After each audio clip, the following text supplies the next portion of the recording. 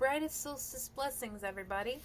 Today, December 21st, is the winter solstice, and for those who practice paganism or Wicca of any variety, it is Yuletide, and that is our Christmas. So I have a very special reading planned for you guys today.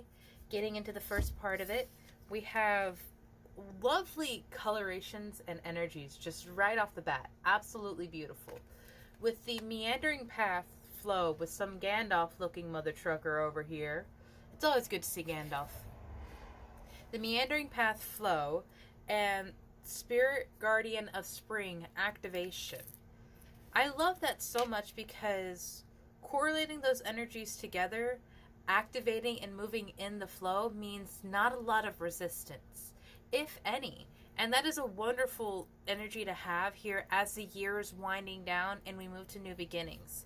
I want you to note the daffodils that surround this tree where the fairies are playing.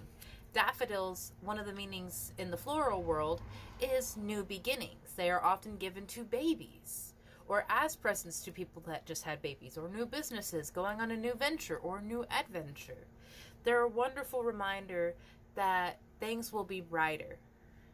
And I want you to look again at the Meandering Path card, how he has his own light, but there is always a greater light to follow. And, I mean, you're not going to get there late, and you're not going to get there early. You're going to get there exactly when you mean to be. Because the solstice is the darkest night of the year, it is the longest period of darkness that we have during the entire year, I wanted to get a message from your shadow. The message that came out is, I focused on you instead of my pain. Now, this could be in reference to another person, your inner child, or just a situation in general. A lot of us just stay busy and stay distracted, and we don't ever get time to unpack and process our feelings.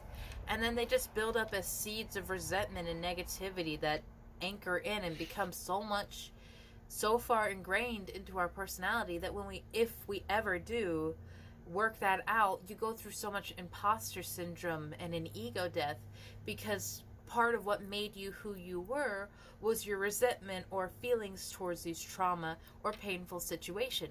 And now that you're finally looking at it and not ignoring it anymore, it's hard for you to figure out who you are outside of that. And I perfectly understand that, my love. We have the dice and the charms in this bowl today, just so that I can mix them up. You have the family crest. Oh, come back here, you. You had the family crest that came out, which, of course, holidays is a time where family meets up. You have a little cupcake, and I really feel like that this is going to bring sweetness in your new year.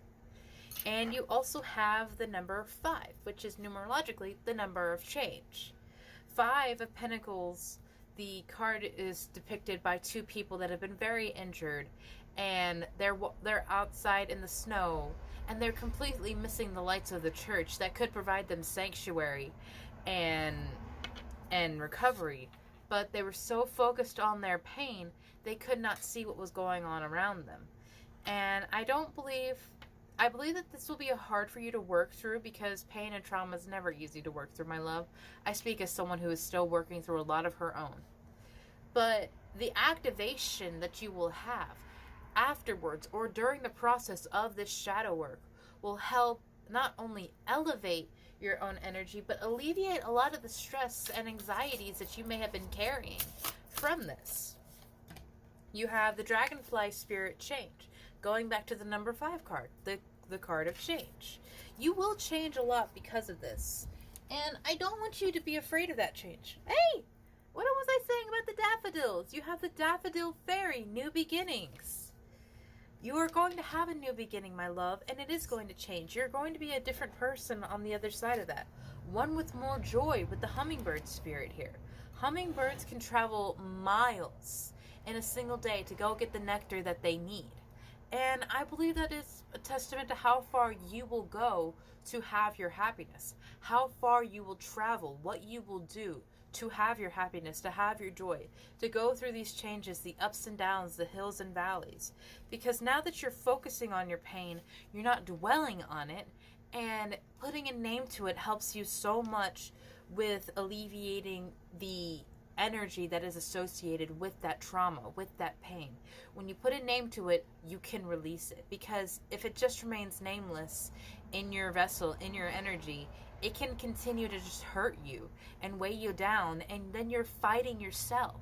Because if you're not actively working to process your shadow, it's going, and you're suppressing it, it's going to fight back. It's going to come out in moments where you're in high energy, high anxiety, high emotions. And you're going to react and say or do something that you don't really mean to do. And that's not where you want to be, my love, especially with so much going on in the world around us. We want to focus on maintaining peace and boundaries in ourselves and not getting pushed so far to the brink of explosion that we blow up on the people we love most, because they don't deserve that, and you don't deserve that either, my love. But my strength goes to you during this time, Aries. May the earth ground you and help you filter out that which you no longer need.